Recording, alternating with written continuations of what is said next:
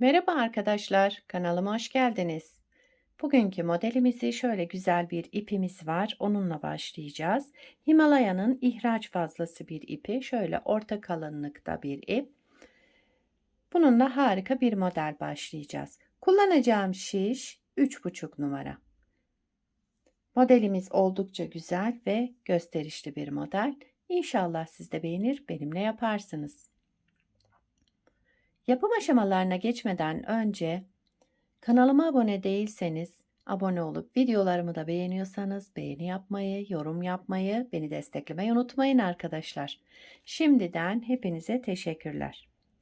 Dilerseniz yapım aşamalarına geçelim. Modelimize ilmeklerimizi alarak başlayalım. Şu şekilde birinci ilmeğimi aldım. Bu model için ilmek sayısı 2 ve 2'nin katları, yani çift sayıda olması gerekiyor. Yapacağımız örgüye göre ilmek sayısını bu şekilde ayarlayıp modelimizi kurabiliriz. Ben şöyle küçük bir anlatım yapacağım. Onun için az bir ilmek sayısına ihtiyacım var. 2, 4, 6, 8, 10, 12, 14, 14, 15, 16 ilmekle modelimi kurmaya başlayabilirim. Ben lastik kullanmayacağım. İstediğiniz lastiğin üzerine başlayabilirsiniz bu modeli.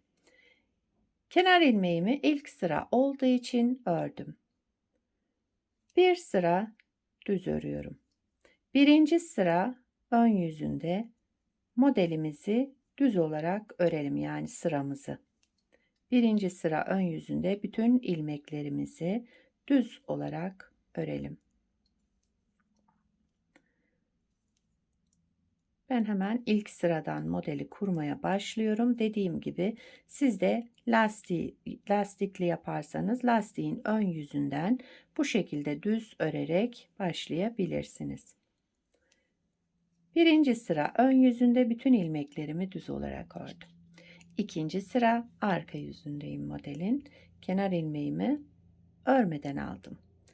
İlmeklerimi ikili ikili şöyle alarak kesiyorum, tek ilmeğe düşürdüm. İkili aldım, düz ördüm, tek ilmeğe düşürdüm. İlmek sayımızı yarıya düşüreceğiz. Tekrar düz, ikili aldım, düz ördüm, ikili aldım, düz ördüm. Bu şekilde ikinci sıra arka yüzünde bu işlemleri yaptım. İlmeklerimizi ikili ikili alarak düz ördük. İlmek sayım yarıya düştü. Üçüncü sıra ön yüzüne geçtik. Kenar ilmeğimi örmeden aldım. Sıradaki şu ipi, bakın şu boşluğu alarak şişime taktım ve düz ördüm. Şu şekilde. Devamındaki ilmeğimi de düz ördüm. Buradan ilmeği aldım, düz ördüm. Ara boşluktan sıradaki ilmeğimi düz ördüm. Bir şu ara boşluktan çıkartıyorum. Bir sıradaki ilmeği örüyorum. Aradaki boşluktan aldım bu ipimi, düz ördüm. Şu şekilde. Devamındaki ilmeğimi de düz ördüm. İlmek sayımızı tekrar eski haline getireceğiz bu sırada. 16 ilmekle başlamıştık. Hemen sayalım. İlmeğimiz tekrar 16 ilmek oldu mu? Ara boşluktan ilmeğimi çıkardım, düz ördüm. Sıradaki ilmeğimi de yine düz olarak ördüm. Başta hemen aradan ilmek çıkardığım için sonunda çıkarmadan bitiriyorum. Sıradaki ilmeğimi ördüm ve kenar ilmeğimi ördüm. Şimdi tekrar sayıyoruz ilmeklerimizi, şöyle kaç ilmek oldu artırmalarımızla. 2, 4, 6, 8, 10, 12, 14, 16 ilmek sayımızı tamamladık. Şimdi sonda da yine artırma yapsaydık ilmeğimiz artacaktı. Dördüncü sıra arka yüzündeyim. Kenar ilmeğimi örmeden aldım. Bütün ilmeklerimi ters örüyorum. Modelimizi bir kez kurmuş olduk. İkinci model kurulumunda şu aradan ilmek çıkarmayı hemen sıra başında yapmayacağız. Sıra sonunda yapmış olacağız. Onun için bu da size bir püf noktası olsun. Modeliniz kaymaz bu şekilde yaparsanız. Hep sıra başında yaparsanız o alttan ilmek almayı model bir tarafa yamulacaktır. Buna dikkat edelim. Evet, modeli bir kez kurdum. Şu şekilde. Model tabii ki kendini göstermiyor. Hemen ikinci kez kuralım modelimizi. Modelimizi ikinci kez kuruyoruz. Modelin birinci sıra ön yüzündeyiz. Kenar ilmeğimi örmeden aldım. Bütün ilmeklerimi düz olarak örüyorum. Birinci sıra ön yüzünde ilmeklerimizi düz olarak örelim.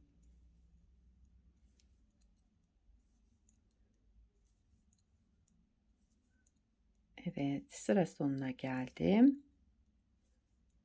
Kenar ilmeğimi de düz olarak ördüm. Birinci sıra ön yüzünde ilmeklerimi düz ördüm.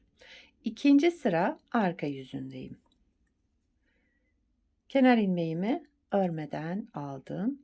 İlmeklerimi ikili ikili alıyorum bakın. İkili aldım, düz ördüm. İkili aldım, düz ördüm. Yani tek ilmeğe düşürüyorum ilmekleri. İkili ikili örelim. Tek ilmeğe düşürelim bu şekilde.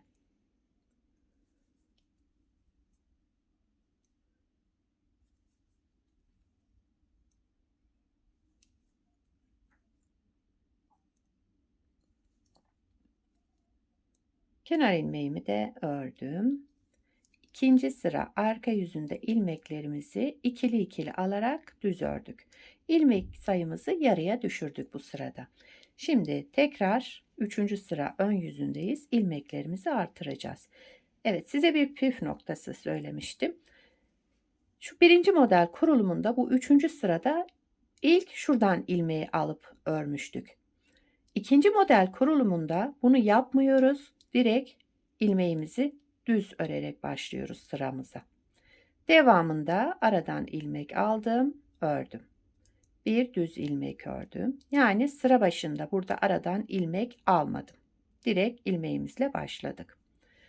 Bu şekilde yaparsanız örgünüzde yamulma olmaz. Hep aynı taraftan yani sıra başında aradan ilmek çıkartarak alırsanız yamulur. Veya sıra sonunda aynı işlemi yaparsanız örgünüz yamulur.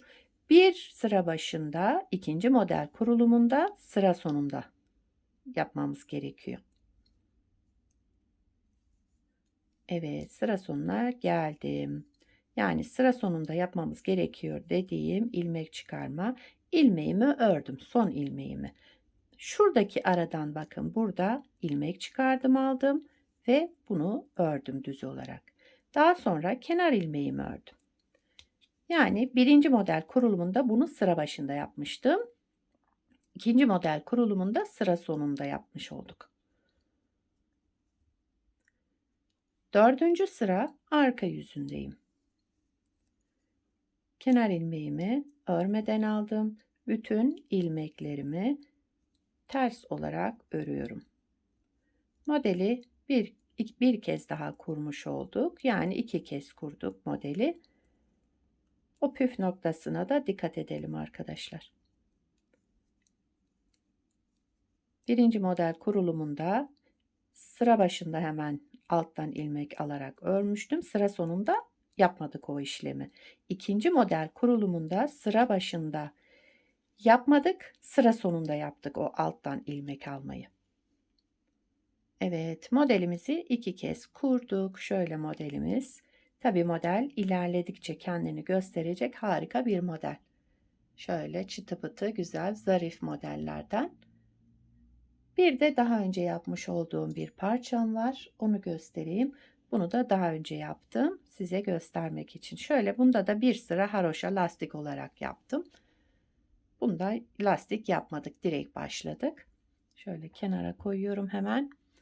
Evet, modelimiz böyle arkadaşlar. Gördüğünüz gibi güzel, şöyle zarif modellerden. Modelin arka yüzü de bu şekilde. Şöyle. Model güzel, kullanışlı, yapımı da oldukça kolay. İnşallah siz de beğenir, benimle yaparsınız. Bu modelden yelek yapabilirsiniz, hırka yapabilirsiniz. Çocuk örgülerinde, yetişkin örgülerinde her türlü örgüde kullanabileceğiniz harika, kullanışlı ve zarif modellerden. İnşallah siz de beğenir, benimle yaparsınız. Beni buraya kadar izlediyseniz arkadaşlar bir beğeni yapmayı, yorum yapmayı, beni desteklemeyi unutmayın. Yapacak olanlara kolay gelsin. Bir sonraki videoda görüşmek üzere. Hoşça kalın.